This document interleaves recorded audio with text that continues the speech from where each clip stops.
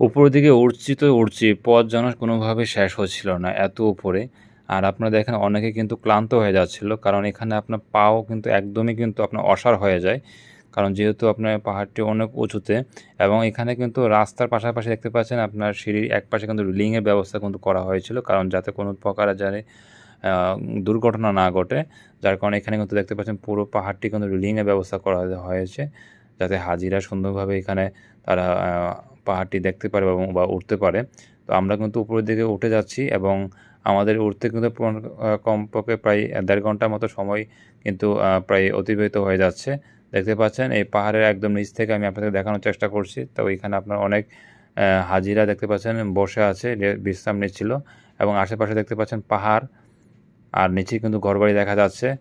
এবং এটি আপনার কিন্তু একদম অনেক উঁচুতে, যে মেইন যে জায়গাটি, সেটি আপনার উঠতে আরও কিছুক্ষণ সময় লাগবে আমাদের।